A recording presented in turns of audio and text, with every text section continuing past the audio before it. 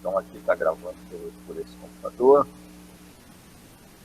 está gravando pelo outro. Eu vou dar bater as palmas aqui, porque na hora que eu for sincronizar o vídeo, vou saber onde começa o corte para não cortar a gravação, tá? Sincronizo o som com a imagem, porque eu já fiz vídeo aqui, o som e a imagem ficaram horríveis. Dá umas palmadas aqui. Pronto. Começando. Bom, então vamos apresentar aqui uma guia do Chrome. Começar as aulas com atividades 1B. Tá bom. Todo mundo vendo aí? Aqui demora para aparecer. Quando falhar qualquer coisa, me avisem, tá? Por favor.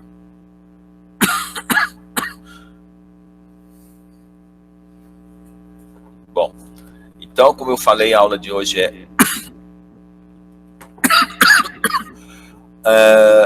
leis da mecânica newtoniana. Eu vou apresentar o PDF e nós vamos comentar pelo PDF aqui. Aqui nesse capítulo 1, aliás, capítulo 3, né? Nós temos, além do PDF, um vídeo de conceitos fundamentais de física para vocês verem,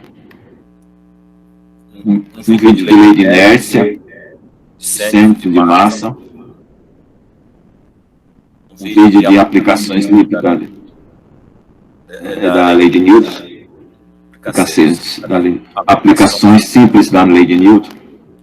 Horrível ouvir com eco aqui, estou ouvindo eco. E questionário sobre o sistema de partículas. Então vocês vão responder esse questionário e enviar para mim na semana que vem. Então vamos lá. Deixa eu tirar um eco aqui para eu usar apenas um microfone.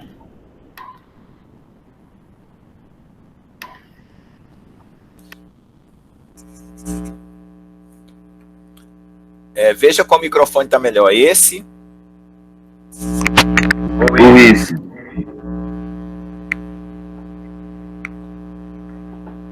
Alguém pode me responder qual microfone está melhor? Tem um que está mais baixo. Esse aqui é o que está mais baixo? Peraí, tá, agora tá os dois falando.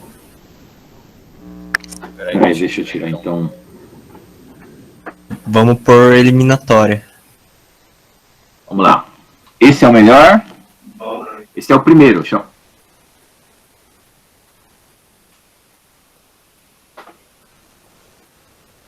Não sei. Esse aqui.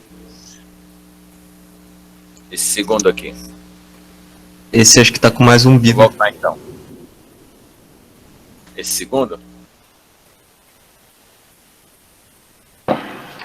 Ok. Deixa esse aí. Melhor. Só que eu vou ficar ouvindo eco, eu vou tirar aqui meu som para poder não ouvir eco. Vou ligar outro som aqui. É complicado.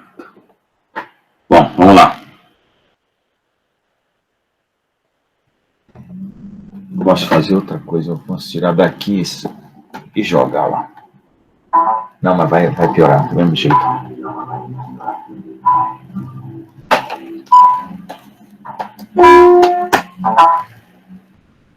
Vai piorar.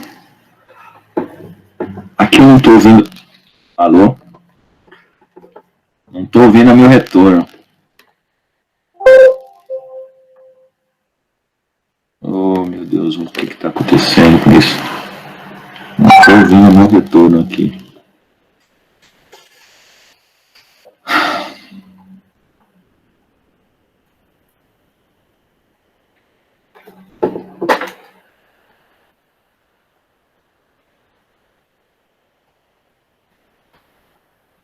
Bom, então vamos lá.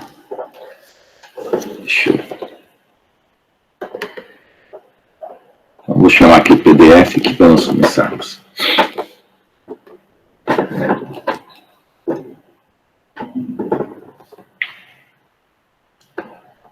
Tem jeito de aumentar esse zoom aqui.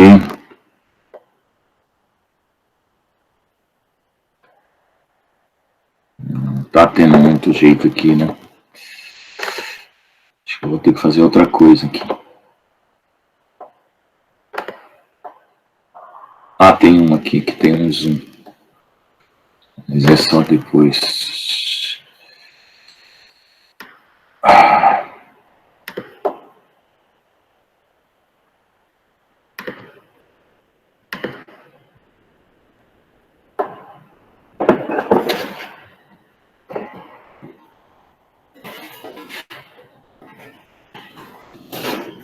Isso.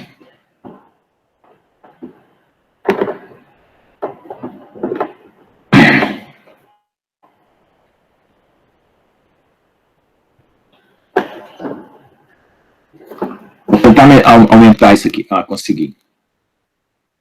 Tá dando para ver, né? Será que apareceu maior aí para vocês? Aqui para mim apareceu maior.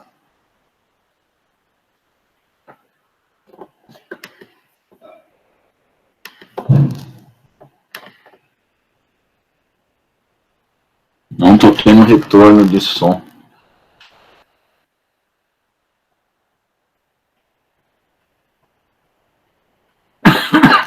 Alô?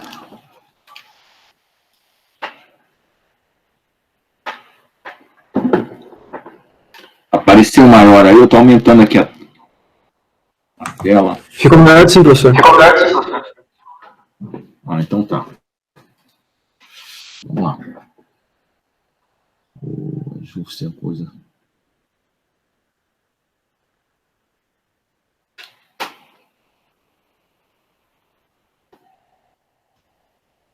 Ok.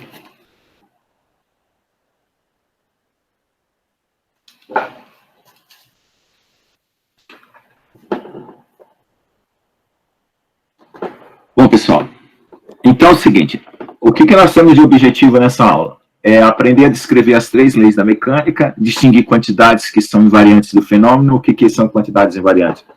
É quando você tem uma conservação de energia, conservação de momento angular e assim por diante. Tá? Quando você tiver algum fenômeno, o que conserva? Por exemplo, se o movimento é retilíneo uniforme, se é uniforme, né, se o movimento é acelerado, o que está conservando nessas condições? Saber aplicar as leis de Newton aos movimentos de translação e rotação, entender a utilidade e aplicar os conceitos de centro de massa e momento de inércia. Esse é o mais importante de todos, que é o que a gente já tinha visto, porque eu ainda estou fazendo revisão das aulas que a gente fez antes de ter o Covid, tá? Então, se vocês tiverem alguma dúvida, me perguntem. Vamos lá. Então, por que nós estamos fazendo isso? Porque nós estamos querendo voltar à situação de aplicar isso para partículas, sistema de partículas, sólido e fluido, vendo a distinção entre essas três coisas, tá certo? Então, o que nós queremos é distinguir o que é a mesma lei aplicada para partículas, sistema de partículas, sólido e fluido, certo? Então, aí tem um pouco de história, que eu já falei na aula passada, né, de como começou a mecânica com o Newton, né? Antes tinha o Aristóteles e o Galileu, que o Aristóteles não fazia experimento, era só dedução lógica, e o Galileu começou com experimentos, e o Newton utilizou experimentos planetários, de medidas planetárias para elaborar suas leis, certo? Então, nós já vimos o conceito de massa, espaço e tempo, e aí nós vamos começar agora com as leis de Newton. Então, isso aqui é algo que vocês já viram na graduação, em outra matéria, ou mesmo no primeiro grau. É só uma revisão para poder encaixar no que a gente precisa. Então, nós temos massa dimensional, massa inercial e massa gravitacional. A massa dimensional é aquela que você obtém medindo o volume, né, e a densidade. A massa inercial é aquela que você obtém fazendo aceleração de um corpo, ou fazendo a medida de peso, né, que também é massa inercial. E massa gravitacional é aquela que você obtém por efeitos gravitacionais. Então, no caso de um experimento simples, não se leva em conta a massa gravitacional, só a dimensional, nem a inercial. Então, a primeira lei de Newton que eu estabeleço é a lei da inércia. É um estado de movimento que se conserva, e para que ele seja alterado, você precisa de uma força. Então, eu chamo isso de estado de movimento, que é P igual a mv, a massa vezes a velocidade. Então, tanto a massa não variando como a velocidade não variando, determina um estado de movimento, né, para isso. Se acontecer uma força, é que começa a variar a velocidade. Ok? Então, o que nós temos aqui? Então, a primeira lei de Newton, ela tem 3 situações que a gente pode distinguir. A velocidade igual a zero e a aceleração igual a zero e a força nula. A velocidade constante, a aceleração zero e a força nula. Então, o que mudou do primeiro caso? O primeiro caso é um repouso, né? O segundo caso já é um corpo em movimento. E o terceiro caso, que é a velocidade diferente de uma constante, né? A aceleração, consequentemente, vai ser diferente de zero e a força também diferente de zero. Então, nós temos o repouso, o movimento uniforme e o movimento acelerado. Então, você pode ter ainda um movimento que varie a sua aceleração, né? Que seria uma aceleração da aceleração, né?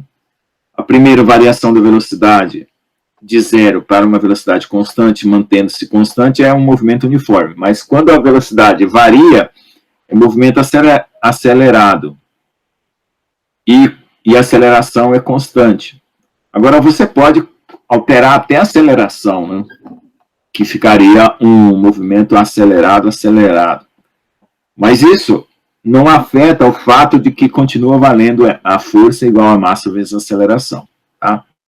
Então, a força só é descrita até a segunda derivada do espaço ou a primeira derivada da velocidade. Então, a natureza, da forma como nós temos ela só vai suportar matematicamente uma descrição até a segunda derivada. Tá certo? O nosso planeta, a nossa vida seria muito complicada se suportasse uma derivada superior.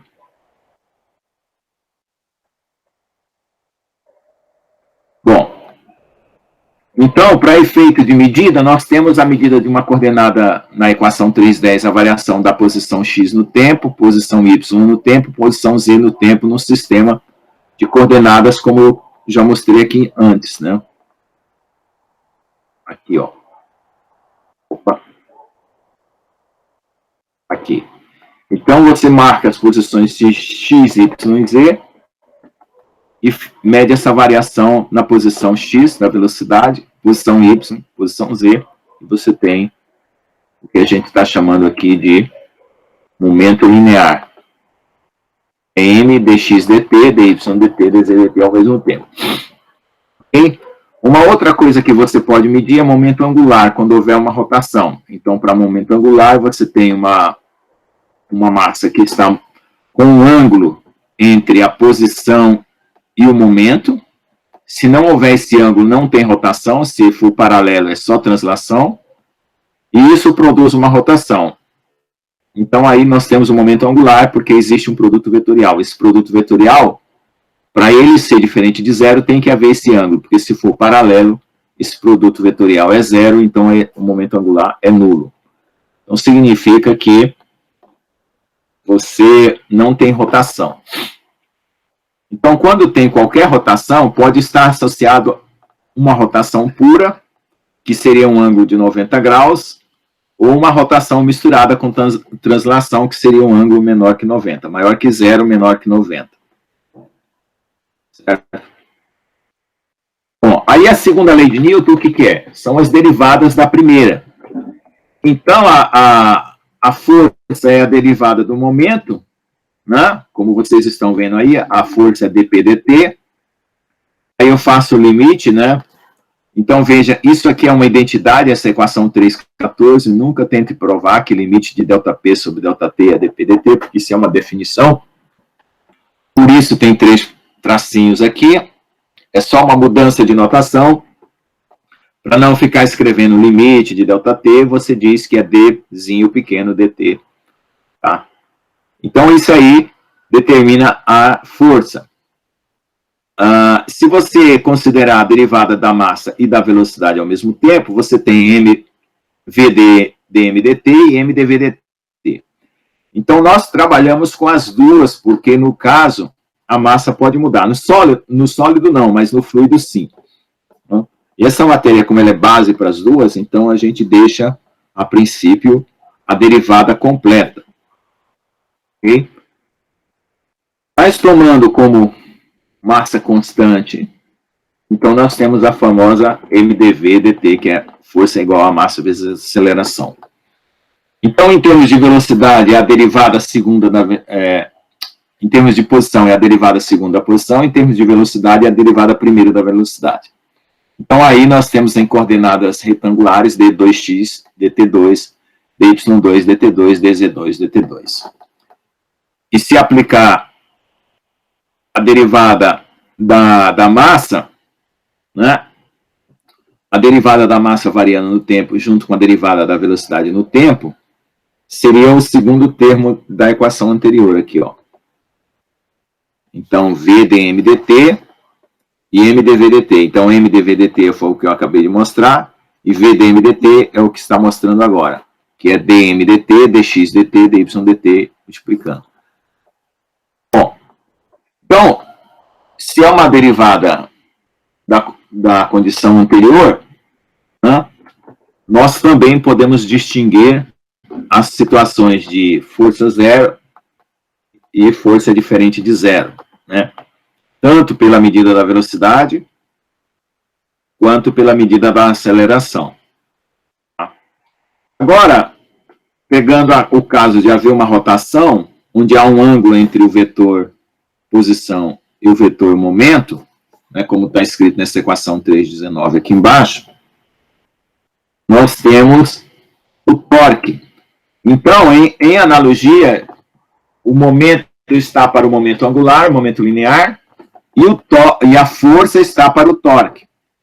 Então, a segunda lei de Newton, para a translação é dp dt, e para a rotação é dl dt, que dá origem a um conceito chamado torque. O dp dt dá origem a um conceito chamado força. Então, quando você faz essa derivada do momento angular, aplicando a regra de derivação do produto, com um produto vetorial dentro, por isso que foi ensinado produto escalar e produto vetorial, porque aqui precisa do produto vetorial, você distribuindo as derivadas, você tem dr dt na vetor p e r vetor dp dt. Então, esse primeiro dr dt é a própria velocidade, que é paralela ao momento linear, porque a massa vezes a velocidade não tira a direção do momento linear, só acrescenta uma intensidade. E o R vetor dp dt é a força. Então, esse primeiro se anula obrigatoriamente e só vai ficar força vetor R, né? Que é esse segundo termo aqui, que está separado na equação 3,22. Então, essa aula aqui tem todas as passagens, basta você entender e aplicar nos exercícios que a gente tem. Ok? Então, eu vou elaborar exercícios a partir da aula de hoje, e que envolvam algum tipo de cálculo para essas situações aqui. Bom? Então, aqui tem todas as passagens matemáticas da derivada, né? Considerando aqui que o torque vai ser a força vezes a velocidade. Então, se você considerar desde a posição, da derivada da posição no tempo, certo? Você vai ter a posição vetor massa vezes velocidade, né, como está escrito aqui na equação 323. E considerando aqui numa linguagem mais direta, que a velocidade, vetor velocidade é zero, você fica com a situação que a gente tem anteriormente lá, força, vetor, posição. Então, nessa segunda derivada aqui, você está incluindo a variação de massa com o tempo. No caso lá, a primeira derivada não incluiu, na 322, não incluiu a variação da massa com o tempo. Se por acaso houver variação de massa com o tempo, além do F vetor R, vai ter esse dMdt R vetor V, que é a 324. Né? E aí, então, esse termo aqui da 325, MR vetor A, né, aparece aqui análogo ao 322, e o dMdt é o termo novo que aparece porque você está considerando a massa variando, né? No caso do sólido, não, mas no caso do fluido, sim. Não existe variação de massa no sólido. Então, aí, olha, R vetor MA, né? Se você desprezar a massa, volta no que estava escrito antes, certo? Então, é só uma checagem aqui, a 329 com a 322, certo? É só uma checagem matemática para saber se está tudo certo. Então, agora, existe uma outra situação que dá para deduzir a partir dessa segunda lei de Newton, né? Então, nós vimos a primeira lei para translação, que é momento linear é igual a massa vezes velocidade. Primeira lei para rotação, que é momento angular é posição vetor momento linear. A segunda lei, que é a derivada do momento em relação ao tempo, para a translação. E a segunda lei para a rotação é derivada do momento angular em relação ao tempo. Então, é só ter esse esqueminha na cabeça, é o suficiente para resolver os exercícios. E saber derivar, obviamente. Então, uma situação que dá para definir é o produto escalar da força pela posição, certo? Por quê? Porque se está existindo um produto escalar da força aqui pela posição na 322, então você imagina que possa existir um produto vetorial da força com posição em 322, você imagina que também pode existir um produto escalar dessas duas grandezas. Então, você investiga o que é esse produto escalar. Então, esse produto escalar é o trabalho. Então, o trabalho tem a mesma unidade de energia de torque, né? Só que um é produto vetorial e outro é produto escalar. Certo? E a terceira lei de Newton é a força de ação igual à força de reação. Isso não muda em situação alguma. Tanto para partículas, sistema de partículas e sólido. É o que nós vamos ver. Então, aí, ó, um exemplo de força de ação e reação, se você colocar um ventilador para tocar a vela de um barco, obviamente esse barco não vai andar nem para frente nem para trás, porque as forças são realizadas internamente ao corpo do barco. Né? E isso não vai produzir. Então, a ação é igual à reação, no sentido de que elas se anulam entre si. Então, quando você empurra algo que tem uma força de ação e reação, são dois corpos separados, não são forças internas. Então, o ventilador em cima do barco aí é considerado como parte do barco, certo? E não consegue empurrar a vela. Um outro exemplo da lei de ação e reação é quando você chuta uma bola. Nesse caso, são dois corpos separados. A ação do pé na bola e a ação da bola no pé, que você sente até quando você chuta, até pode machucar o pé, se você tiver com uma bola bem dura. Então, esse aí produz movimento. Né? No caso, ou o movimento do pé ou o movimento da bola. Então, aí são corpos separados. A mesma força de ação e reação se anulando. E nessa sequência aqui, nós temos a conservação do momento linear da variação da ação com a reação e você tenta utilizar isso aí para deduzir alguma coisa a mais. E você vê que matematicamente, na 342, né, essa situação aí, ou define que a variação da massa é nula, obviamente, porque a massa que participa da ação é a mesma da reação, portanto, a variação de velocidade é nula, né? Ou situações que são impossíveis, né? Que usando apenas essa terceira lei, prevê resultados. Então, ou você tem um resultado óbvio, ou você tem resultados impossíveis a partir da utilização apenas da terceira lei. Então, você precisa das três leis ao mesmo tempo, da primeira, segunda e terceira, para fazer previsões de resultados. Essa é a ideia do que está escrito aí. Então, aí nós temos o resumo, né? Conservação do momento linear, E igual a mv, força é dp/dt, primeira derivada, terceira lei, força de ação e reação, isso para translação, né? Para rotação, conservação do momento angular, né? E equação do movimento, que é torque é dl/dt, e força de torque de ação e torque de reação, tá? Então, quando foi mencionado aqui, ó, não foi dito nada sobre torque. Então, aqui no final, foi acrescentado que o torque de ação é igual ao torque de reação, mas isso já poderia ter sido antecipado ali, quando a gente falou da terceira lei. Tá? Então, agora, vamos ver um teorema de conservação de energia. O que é esse teorema de conservação de energia? É utilizar o produto escalar entre a força pela posição e ver o que isso acontece. Então, você tem que a força é a derivada do momento em relação ao tempo, você faz uma regra da cadeia. Você utiliza a posição para variável do momento, então fica dp/dr, e dr/dt. Então, usando essa regra da cadeia aqui, você intercala a posição nesse cálculo do dp/dt. Com isso, você tem que o dr/dt é a própria velocidade e o dp/dr fica sendo uma grandeza a ser interpretada depois.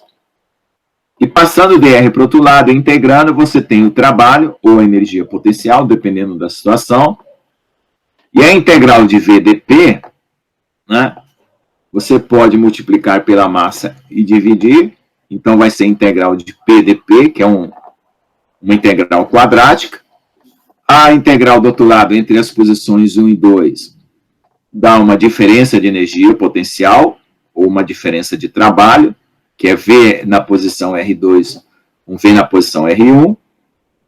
E essa integral do lado direito dá o P ao quadrado sobre 2M, P1 ao quadrado sobre 2M. Ou também, se você quiser escrever, como MV2 ao quadrado sobre 2, MV1 ao quadrado sobre 2, que também dá na mesma coisa. Só que aqui é na linguagem de momento, o outro é na linguagem de velocidade. É só você substituir P2 por MV2 e P1 por MV1. Então, se você separar quem é da situação 1 de um lado e quem é da situação 2 do outro, você vê que, independente se a situação 1 é 1 ou 2, os dois se igualam, então não há diferença entre situações 1 e 2. Na soma dessas duas grandezas, é claro que individualmente cada um está variando. Então, na soma dessas duas quantidades, não há mudança, tanto para a posição 1 quanto para a posição 2. Você poderia considerar a posição 3, 4, 5, 6, isso aqui não faria diferença alguma.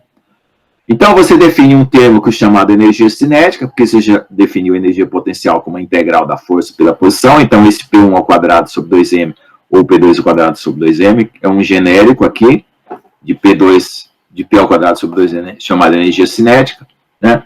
E aí a energia total é a energia cinética mais potencial, que é a constante, que é porque, independente da posição 1 ou 2, vai ser sempre a mesma. Então, esse é o teorema da conservação de energia.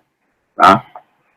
Uma outra forma de expressar o resultado é considerar que a variação da energia cinética mais a variação da energia potencial é zero. Por quê? Porque quando você considerar a variação, você pega essa equação 3,54, que está dizendo que é uma constante, deriva, a derivada de uma constante é nula, E cada uma dessas aqui vai virar uma variação. É por isso que ele está falando dessa forma aqui. Tá? Então, são duas maneiras de ver a mesma situação. Essa situação aí, ela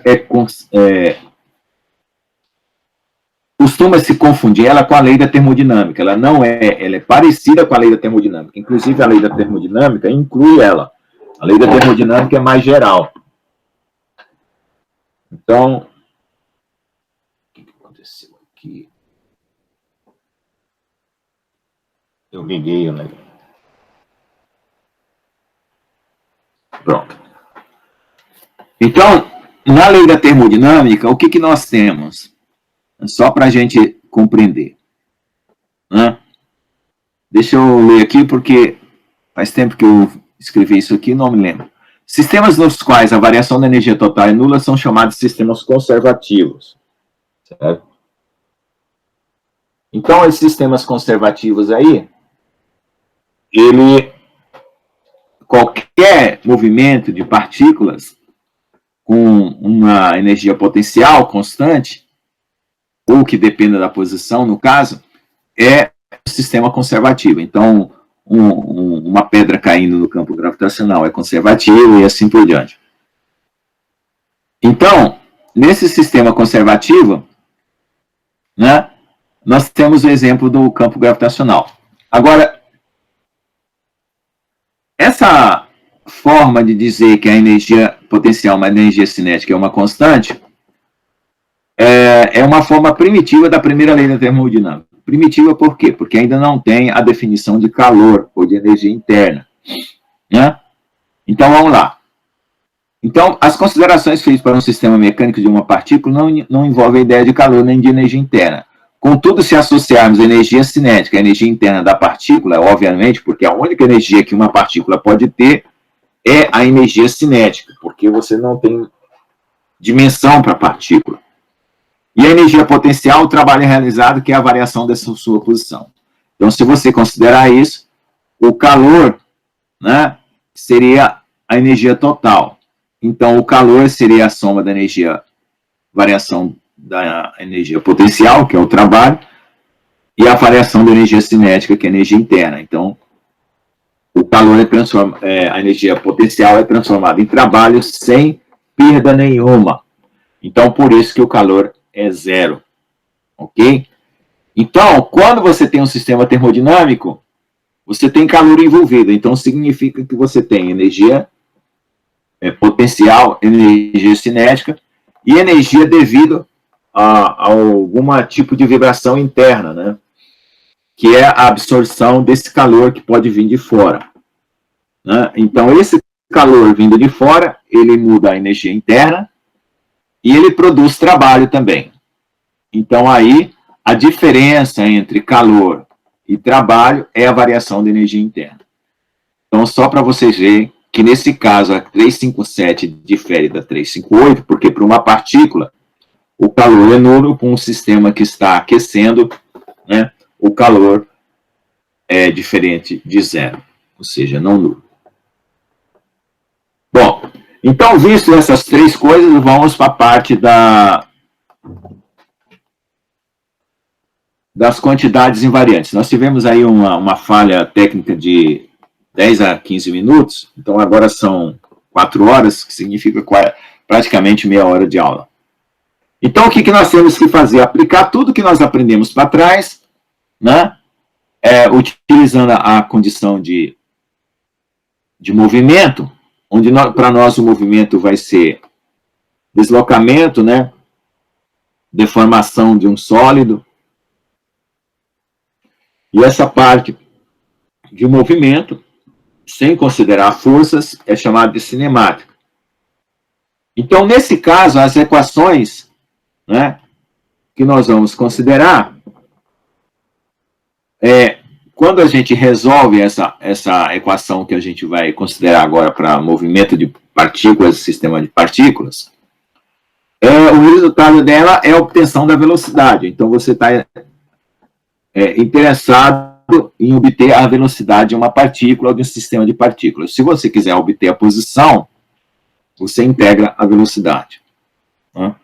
Então, em termos de velocidade, né, você tem a posição a velocidade do sólido, e em termos de fluido, você tem campos de velocidade, né, que são determinados por linhas de corrente, né, ou linhas de forças também.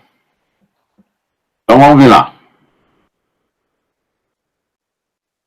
Se for uma partícula, né, vai aplicando as 3 leis de Newton.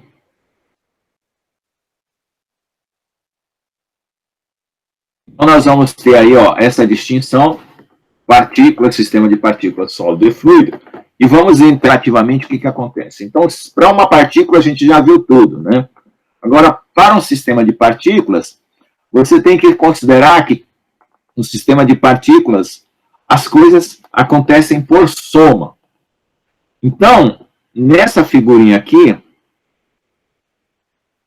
né, onde tem um monte de partículas, o que acontece para uma acontece para todas. Então, o sistema é a soma.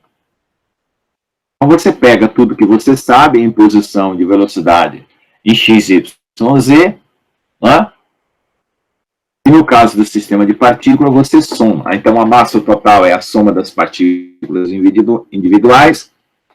E agora nós vamos ter uma quantidade que é a posição, a massa vezes a posição. Então, a massa vezes a posição de uma partícula, o que teria para definir? Uma coisa óbvia, né?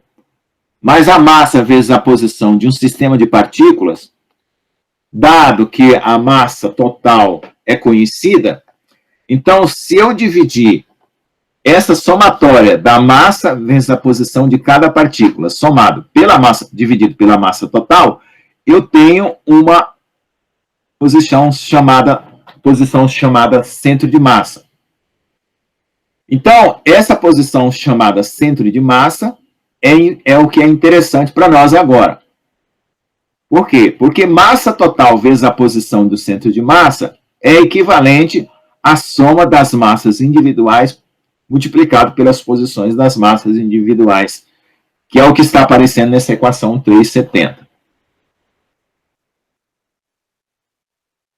Então, aí a definição de centro de massa, passando a massa para o outro lado, na divisão, é o inverso, né, da massa total multiplicado pela somatória da posição individual de cada massa, aliás, da massa individual, vezes a posição de cada massa.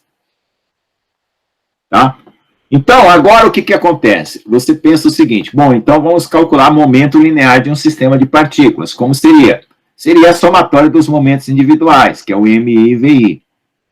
Que é o MI, o VI fica o DRI DTI, I é o índice de cada partícula, somado de 1 até N. Então, se você aplicar a derivada nessa somatória, porque você já está considerando que o momento é a somatória dos momentos, então você vai também aplicar na definição anterior, que é a derivada no tempo da massa total vezes o centro de massa. Fazendo essas derivadas equivalentemente para um lado e para o outro, você descobre que a massa vezes a velocidade do centro de massa é a somatória dos momentos, né? MI e VI, obviamente. Né? Nós já tínhamos pensado que haveria uma somatória que definiria o momento. Mas agora nós temos uma evidência melhor de que esse momento total é a massa total vezes o centro de massa, que antes a gente não sabia. Então, existe uma posição no meio dessas partículas que equivale ao sistema todo. Então, esse centro de massa se deslocando vai levar todas as partículas juntos. É a ideia que está por detrás. O contrário, né? As partículas juntas se deslocando equivale a um ponto único se deslocando. Então, aí, como nossa matéria é sólida, nós vamos pegar toda a mesma situação e levar para o sólido. Quando a gente leva para o sólido, a massa total passa a ser a somatória em limites infinitesimais, que vira uma integral da massa infinitesimal, porque nós estamos pegando o sólido e subdividindo ele em partículas cada vez menores. E aquele momento de repouso, que foi definido lá anteriormente, nem sei se foi definido com essa palavra antes, mas podemos checar. momento de repouso foi definido aqui. E para a partícula, tá, foi definido também. Então, esse momento de repouso aí, que fica sendo, ao invés da multiplicação da massa pela posição, somada, né, é a integral. E aí, ele novamente favorece um cálculo análogo, trocando a somatória por integral, da posição do centro de massa do sólido, que é a integral de RdM, dividido pela massa total, conforme foi definido, porque o sólido, é óbvio que o sólido tem uma massa total, assim como o sistema de partículas tinha massa total. Só que no sólido você pesa tudo de uma vez. No sistema de partículas, você tem que somar partícula a partícula para obter a massa total. Então, o que fica em termos de centro de massa? Fica que agora você vai precisar de uma geometria, porque o dm diz que você vai ter que integrar na massa toda do corpo. E quem que é a posição do centro de massa? São as posições x, y, z do centro de massa, né, definindo uma posição R genérica, ou um vetor posição completo. E a velocidade do centro de massa, quem seria? Seria a velocidade Vx, Vy, Vz desse centro de massa. Então, para o sólido, né, você vê que a derivada de uma, né, que a velocidade é a derivada da posição do centro de massa, diretamente, né? Como está escrito aí na equação 384. E aí, explicitando esse momento do centro de massa, que é a massa vezes velocidade do centro de massa, está aí dessa forma. Agora, se for para considerar o sólido, né, como um todo, não apenas olhando para o centro de massa, o que você teria que fazer? Você teria que fazer uma integral, né, da velocidade dm, que é o VDM que foi visto aqui anteriormente. Lá. Aliás, o RDM agora vai ser derivado uma única vez. Então, essa equação 380 vai ser derivada de um lado e derivada do outro. Então, quando derivada de um lado a massa é constante, fica só a velocidade centro de massa, e a derivada aqui dentro entra para dentro da integral, derivando a posição dentro da integral, que é o que está acontecendo aqui na 386. Então, essa derivada da posição dentro da integral diz que cada partícula dentro da massa do sólido tem uma velocidade. Então, dr dt fica sendo uma velocidade variável para ser integrada no corpo do sólido. Olha lá. Então, fazendo as derivadas, né, colocando ela para dentro, o momento do centro de massa do sólido é igual também a massa vezes a velocidade do centro de massa, que é a integral de VDM. Então, VDM é você dizer assim, olha, cada partícula tem uma velocidade e eu preciso integrar na massa. O que sobra para frente, vamos ver aqui, é você definir uma coisa chamada volume. Aliás, densidade, derivando isso aqui em relação ao volume. Então, você chama de densidade de momento linear, dP/dV, aplica todas essas derivadas na sequência, e obtém que essa densidade é ρV, né? Que é a densidade de massa vezes a velocidade.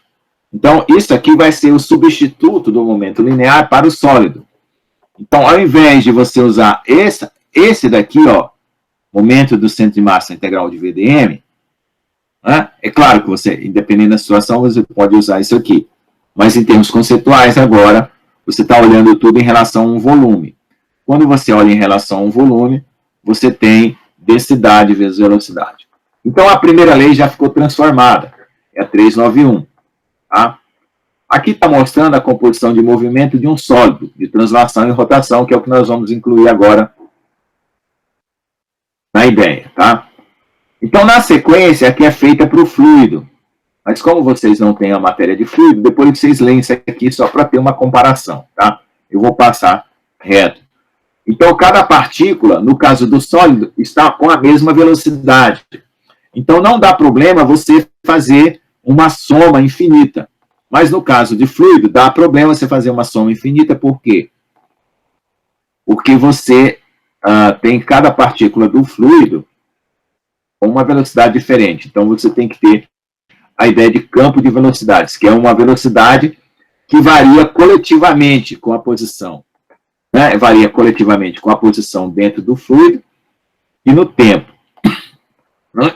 Então, é por isso que aqui está a mesma definição sendo deduzida para fluido, só que considerando a mesma situação J igual a OV, mas lembrando que é o fato de que no sólido você tem uma massa constante, no fluido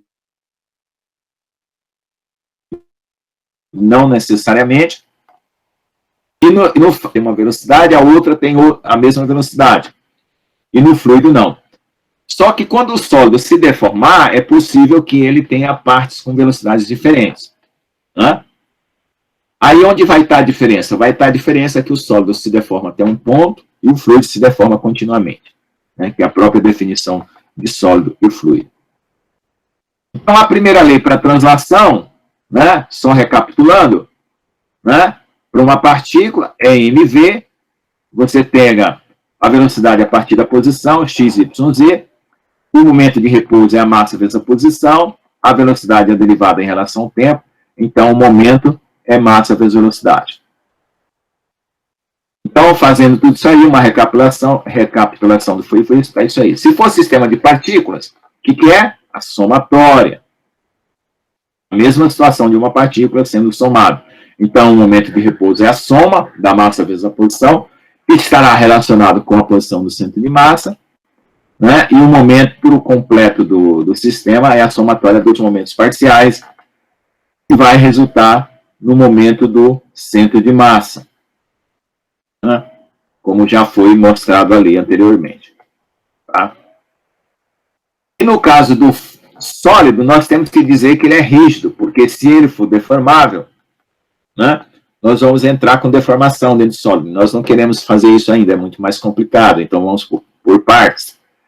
Então, no caso do sólido, você tem um momento linear, da forma como já foi definido também, só juntando as partes aqui, né? Vai ser a posição do centro de massa, né, somando, vamos estar repetindo tudo ali, ó.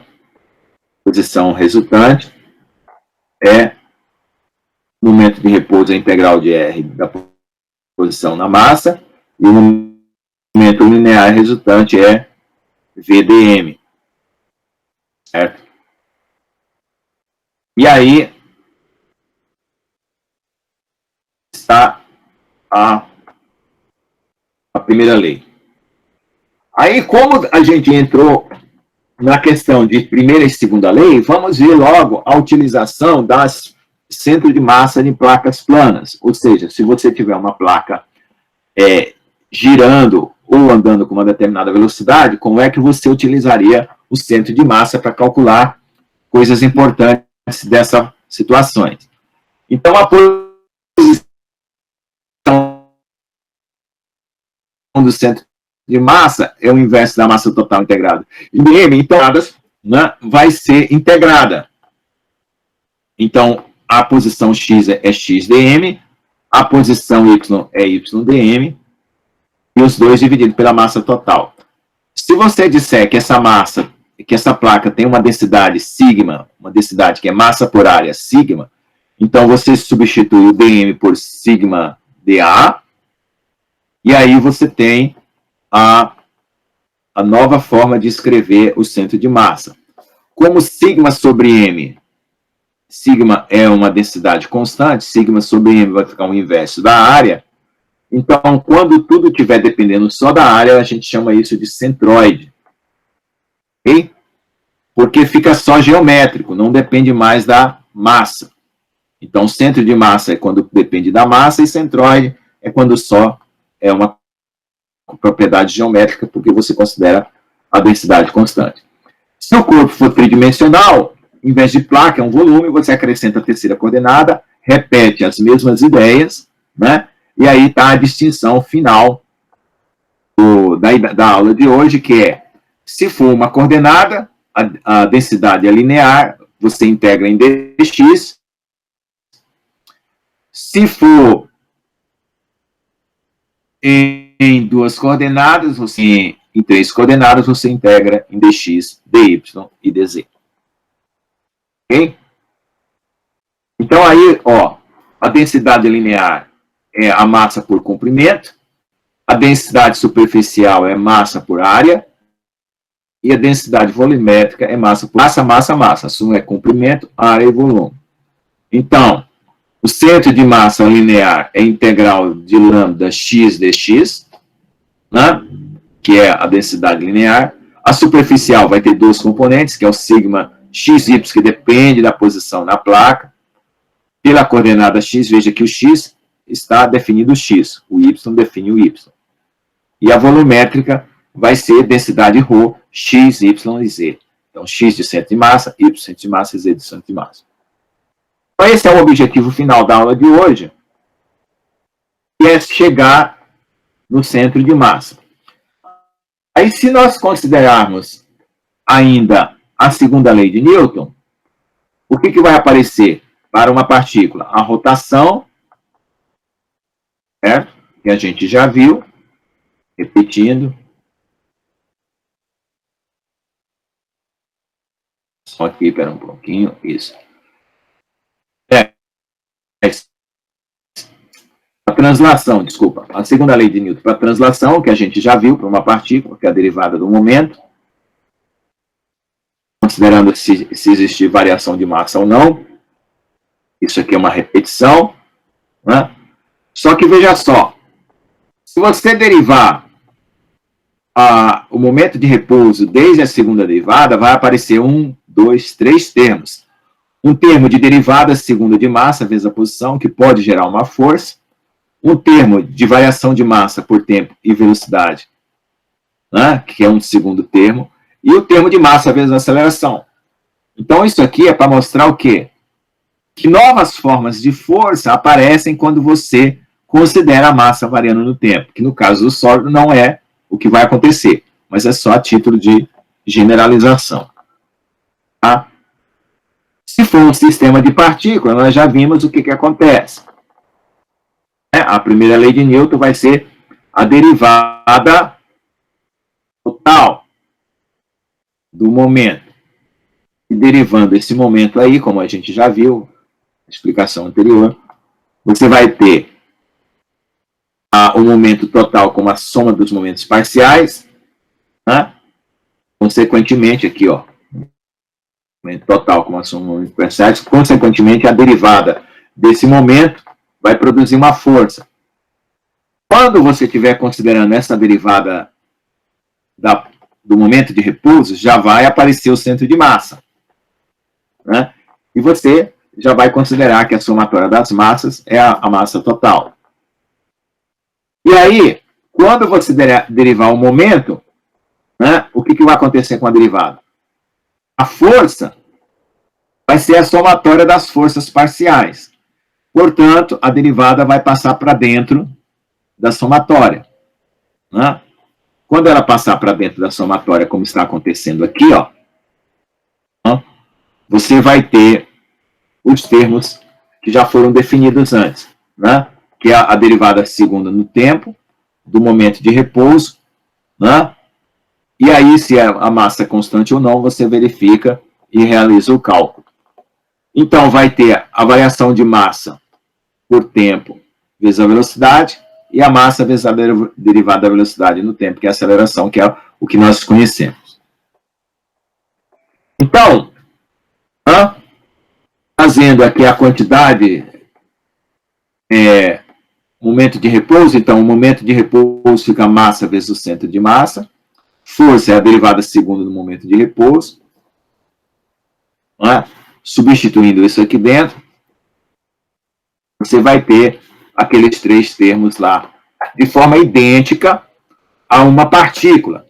Só que agora, você não vai considerar apenas a posição de uma partícula, mas de um conjunto de partículas que tem um centro de massa. Então, por isso que os três termos agora estão aparecendo com o centro de massa.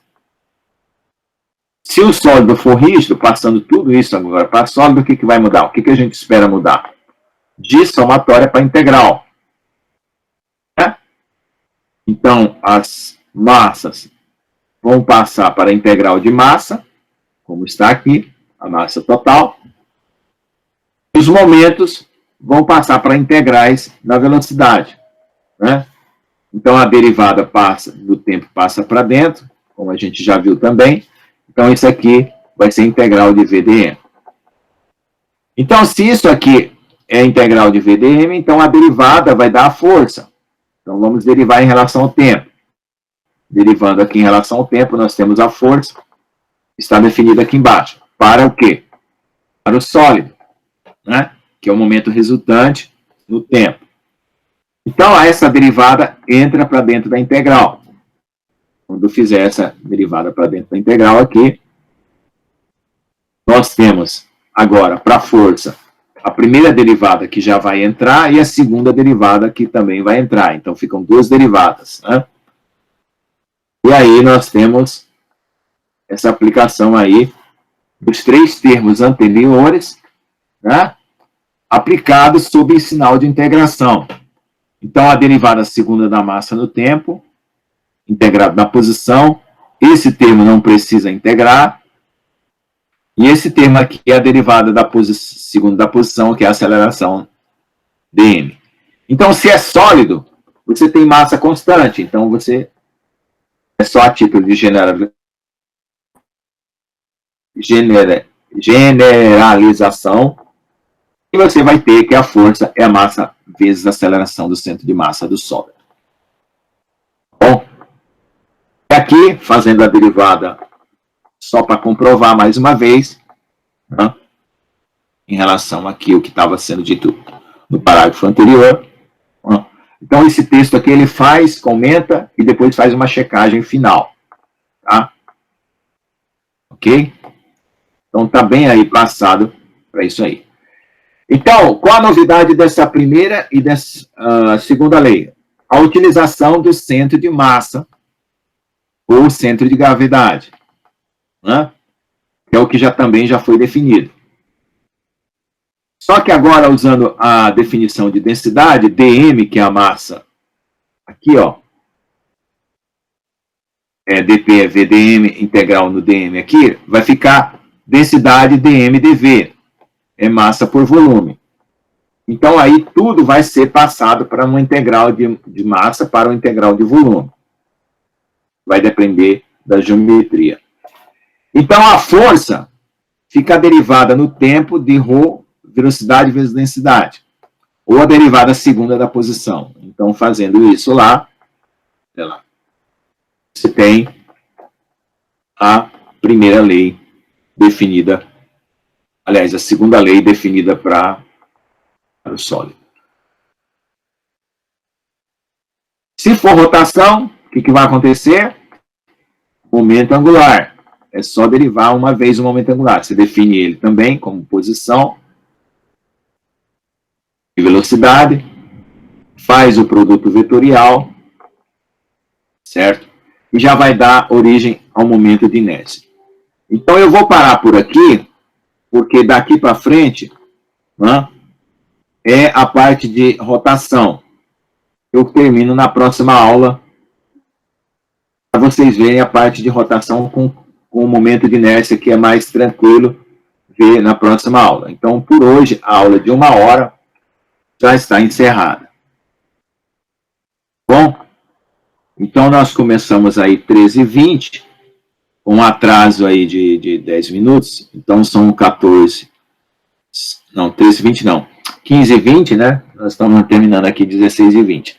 Então, como é só momento angular, o que tem pela frente aqui, ó, para terminar esse capítulo, então eu termino na próxima aula com tarefas, que dá tempo eu também preparar tarefas para outra semana. Então, vai estar considerado 3 horas de aula de revisão do que já tinha sido visto, porque tudo isso aqui já tinha sido visto em sala de aula. Então, na semana que vem, eu retomo aqui da página referente à lei de rotação. Ok? Então, nós vamos ter aí uma sessão de tirar dúvidas. Deixa eu só ver bem onde foi que eu parei. Isso, segundo a lei de Newton, translação.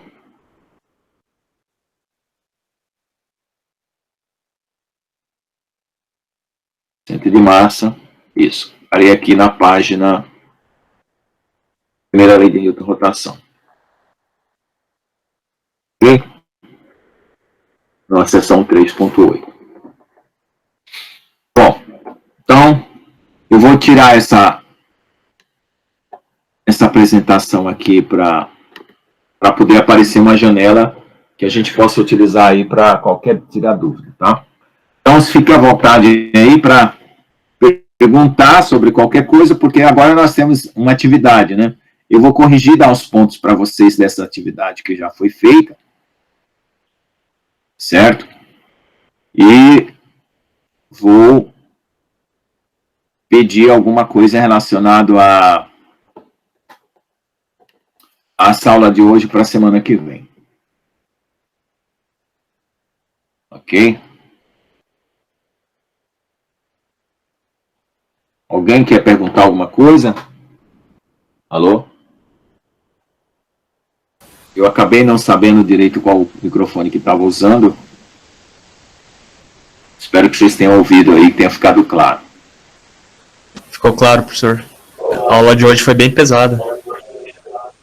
Foi, é. Mas vocês dão uma lida e perguntem, até na próxima aula pode perguntar sobre as aulas anteriores, não tem problema nenhum gastar essa 1 hora com aulas anteriores, tá? Tem muita passagem matemática, mas o que mais importa para mim aqui são duas coisas básicas, entender o conceito e saber a diferença entre sólido, sistema de partícula e partícula, e saber aplicar especificamente para sólido. Então, lembre-se que são esses 3 objetivos. Então, quando eu for fazer o questionário, eu vou estar visando essa compreensão dos 3, da diferença dos 3, certo? Da entendimento do conceito, a diferença dos 3 e a aplicação às sólidas. Só isso, tá? Porque no segundo grau e no primeiro grau, vocês já fizeram o trem viaja a uma velocidade de 50 km por hora, uma bicicleta está acompanhando o trem e assim, entendeu? Aí, para você encontrar o trem e a bicicleta em tal lugar, quanto tempo que vai demorar, entendeu? Aquela história toda. Isso aí vocês já estão acostumados a fazer, que é a parte só de cinemática, que é posição e velocidade de corpos. Aí você tem um corpo, 2 corpos, 3 corpos, repouso, ponto de encontro, ponto de colisão. Para nós não interessa mais, né? A gente está focando para materiais. Então, para nós interessa o quê? Se o corpo está em rotação ou em translação, né? Um eixo, no caso de um motor, né? Um carro, no caso de uma translação, ou mesmo uma partícula. Tá? Então, essa é a ideia. É você relacionar com o que interessa no momento. Né? As outras ideias, se você já tem sedimentado, ajuda. Mas a gente tem que ser focado para materiais. Então, no caso de materiais, é centro de massa, você tem uma coisa que você precisa saber, o centro de massa. Se tiver sujeito ao movimento, você vai utilizar esse centro de massa. E no caso de rotação, né, você vai usar momento linear, momento angular, e aí vai ter momento de inércia, que é o final da aula, semana que vem. Qualquer dúvida, pode falar, porque depois que eu encerrar aqui, como não tem debate, né, nós vamos para casa. Quer dizer, já estamos em casa, né? Vamos descansar. Por Espero enquanto, que tenha tido alguma dúvida. Eu não sei o que perguntar, porque é muita coisa. Então, sim. Então, faz assim, ó, a ideia para vocês, pega a aula, pega um caderno, umas 3 folhas de caderno, e faz um resumo, visando esses três objetivos. Entender o conceito, saber a diferença entre os 3, partículas, sistema de partículas e sólido, e saber definir a situação específica para sólido. A primeira, segunda e a terceira lei. Entendeu? Coloque esses 3 objetivos como uma revisão, tente fazer um resumo, aí vai aparecer as dúvidas. Né? Porque ali tem todas as situações previstas no cálculo. Todas as derivadas estão previstas, todas as situações estão previstas. Se você olhar no próprio texto, você vai deduzir a sua dúvida ali. Mas, de repente, tem uma situação mais obscura, aí você pergunta. Tá? Porque eu tentei prever ali na passagem matemática todas as dúvidas possíveis. O próprio aluno pode tirar. Ah, se aplicar a derivada num, se aplicar no outro, se a massa for constante, se a massa não for constante. Tá certo? Então, eu tentei prever ali todas as situações, mas pode ser que você tenha uma dúvida um pouco diferente, mas a gente vai fazer aula que vem. Bom, e o restante aí, pessoal. Eu esqueci de vocês fazerem a presença. Por favor, aí, liguem a câmera aí. Quem tiver câmera aí, apareçam ou façam uma menção em voz, tá? Para eu poder registrar a presença, tá bom? Ana Carolina. Obrigado, Fernando. Só ligar e desligar que já está registrado, tá? Nicolas, por favor, você tem câmera? Peraí. Você está com o... No computador tem que abrir no celular. Tá, então tá bom, já está registrado. Daniel Augusto, pode mencionar a sua voz aí para a gente registrar a sua presença? Dormiu. Não tem microfone. Nem microfone? Como é que você está acompanhando? Só pela tela. Tá, só ouvindo. Tudo bem. Luan? Professor. Presente, professor. Presente. Você tem aí como aparecer? Não. Só para a gente saber se... Porque a gente tem que passar para a universidade as condições, tá, pessoal? Não reparem que não é vergonha não ter um microfone, não ter nada. Você precisa passar para a universidade suas condições de estudo, tá bom? Aí, professor? Tá, joia. Muito obrigado. Você tem câmera e microfone. Quem não tiver câmera e microfone, participa comigo aí também, Nicolas. Participa comigo para eu poder fazer uma listagem, porque depois eu tenho que fazer um relatório de assiduidade de pessoas que estão participando. Tá, Ana Carolina, você tem microfone e câmera? Tá, obrigado, pode desligar. Só para a gente checar se está todo mundo aí, tá? Eu tenho que passar um relatório de assiduidade e de tecnologia, se está todo mundo... A Cassiana, tem microfone? Tá falhando aí. Tá. Não sei se eu tô aparecendo. Tudo bem. Tá aparecendo agora. Tá bom? Viu, pessoal? Então, preparem as suas dúvidas, tá bom? Preparem as suas dúvidas, façam um resumo da aula, sente com o caderno, vocês têm o texto aí. Outra coisa, vocês falaram que não dava para passar, dá sim, ó. Você pega essa atividade aqui em PDF, você clica nela, ela vai aparecer uma impressorinha no canto direito. Você clica na impressora e já apareceu uma setinha para baixo, você baixa o PDF para você. Além do que a aula ficando gravada, vocês podem assistir de novo a aula, parar em algum ponto, tá? Eu já postei a aula, veja só. Por favor, não fiquem perdidos. A aula está postada na própria sessão que foi dada. Então, veja, o capítulo 1 já tem aula gravada lá, tá bom? Não esqueçam. E eu estou tentando gravar pelo meu computador, não usando a gravação da universidade, porque fica melhor. As telas ficam melhores. O áudio também. Porque quando cai a internet, o áudio fica horrível aqui. E aí eu vou fazer a mesma coisa agora. Até domingo eu já posto, porque eu estou com um problema com a internet aqui, é muito lenta, eu posto essa aula gravada. Na pior condição, eu posto a gravada pelo próprio Google Meet, tá? Que não é uma gravação lá muito boa, mas eu posto. Então vai ter uma aula gravada nessa sessão aí porque a aula gravada 1 é a mesma para o capítulo 1 e 2, então eu só coloquei no capítulo 1. Então o capítulo 3 vai ter uma aula gravada. Então é o seguinte, tem 2 questionários aí sobre as leis de Newton e sobre os sistemas de partícula. Então vocês vão fazer essas atividades aí paralelas, que são assistir esses vídeos, dos conceitos da lei da inércia, né? Que são as 3 coisas aqui que foram faladas, e do centro de massa e momento de inércia. Então vocês vão entender o que é cada um na prática, porque são vídeos práticos. E depois vocês respondam ao questionário. E pronto, já está feita a avaliação dessa sessão aqui.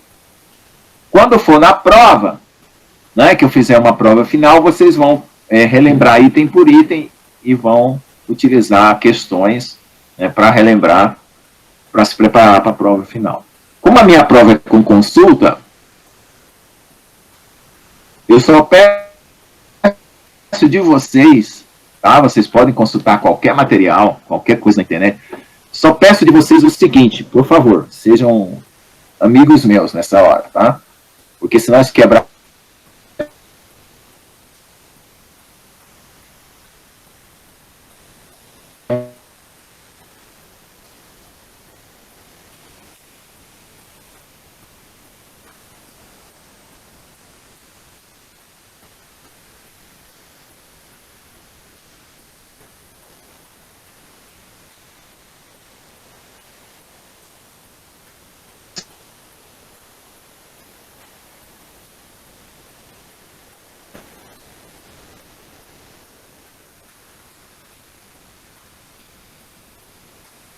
Todo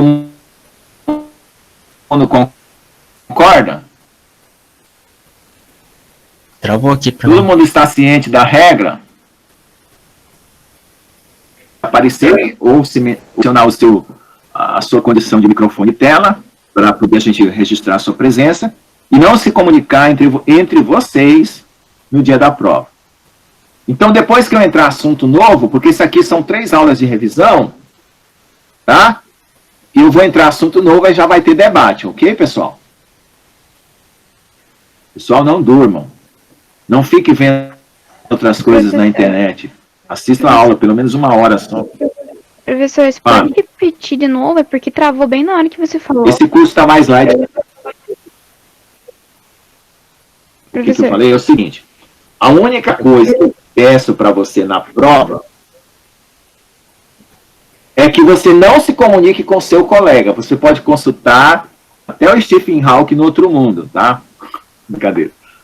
Mas não se comuniquem entre vocês na prova, tá? Stephen Hawking, eu tô falando que é o cara que mais entende de física na era moderna. Então, você pode consultar com qualquer pessoa, menos com seu colega. Por quê? Porque a ideia é que você pesquise, procure o seu conhecimento e não obtenha a ajuda de outra pessoa no dia da prova. Tá? Como a minha prova é com consulta, então vai ficar fácil. Você pode consultar a internet, pode consultar a própria aula, né? Pode consultar vídeos no YouTube. Você vai ter um prazo bom para fazer a sua prova, né? Tipo assim, 4 horas, né? Tá? Você vai ter, tipo, 4 horas para fazer prova, por causa do estresse, né? Porque se fosse na sala de aula, seria 2 a 3 horas. Aqui eu ponho 4 por causa do estresse. Você ficar na frente do computador dá um estresse maior. Tá bom? A qualidade do curso, pessoal, vai depender de vocês fazerem as tarefas, assistirem os vídeos, né? E terem as ideias aí colocadas na sua cabeça. Ok? Essa turma aqui tem 7 alunos, então aqui eu estou vendo só 5, então tem 2 que está sempre faltando, né? Que eu dei uma olhada, é o Luan e a Júlia, que são, eu acho que eles são repetentes, eles são de anos anteriores que estão fazendo... Eu tô aí, professor. O louco. O Luan tá aí? Ô, louco, quem que tá? Então, quem faltou? Vamos conferir com a aula. Ana Carolina, aqui. Fernando Costa, tá aqui. Nicolas, tá aqui. Daniel Augusto, tá aqui. E Cassiana, tá aqui. Então, é a Júlia. Ô, Luan, você não tinha vindo na aula passada? Isso, na aula passada não. Não, né? Então, assista a aula gravada e faça a tarefa, tá? Já tem uma tarefa lá. Já fiz. Para você ganhar seus pontos. Tá?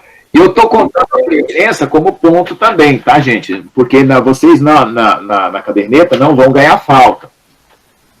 Tá, porque lá já colocaram como abono. Tá? Então, você pediu, você pediu aquela do Excel e mais aquele formulário, né? Certo? Do formulário. Aí, como você faltou na passada, faz o seguinte. Pois então, aí você pediu na aula, no vídeo, para fazer um resumo, né?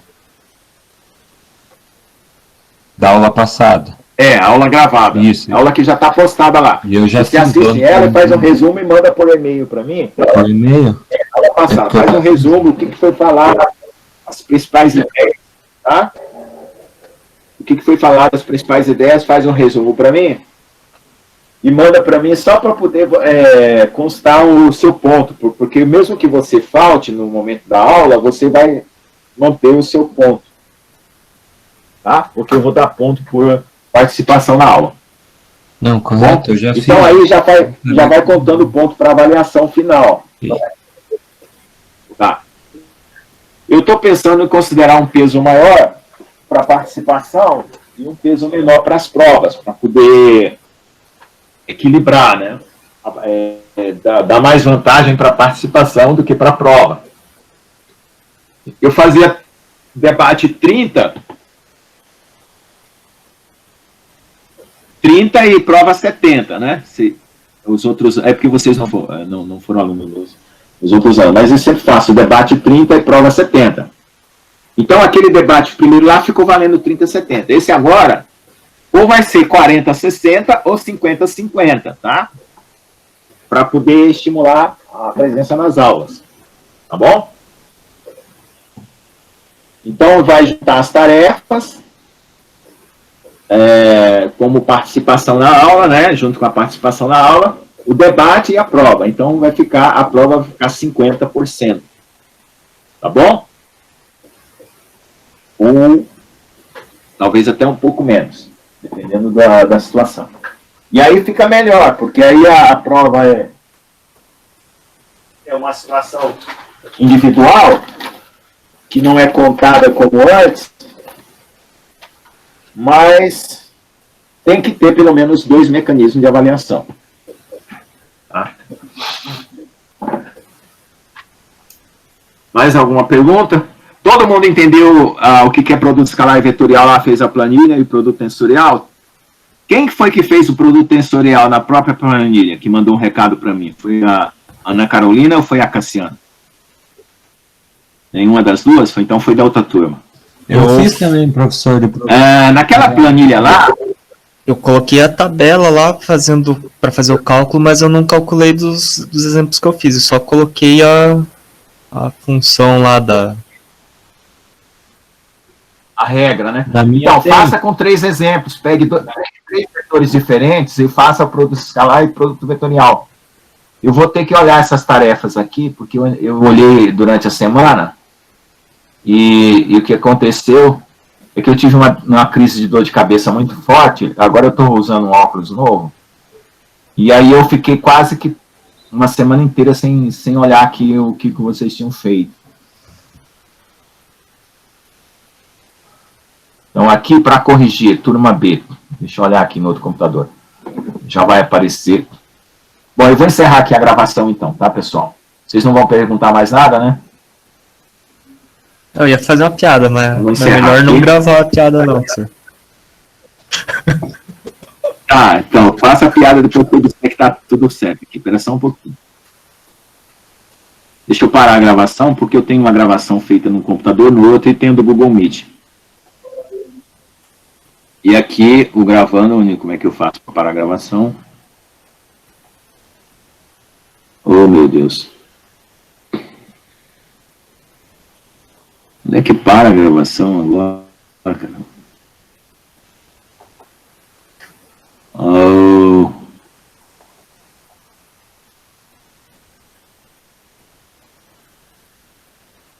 Quero parar a gravação, meu Deus. Onde é que para isso? Ouvir a reunião por telefone e tal.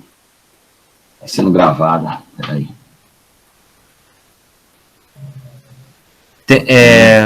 Tem 3 pontinhos ali na barra. Tá. Daí interromper a gravação.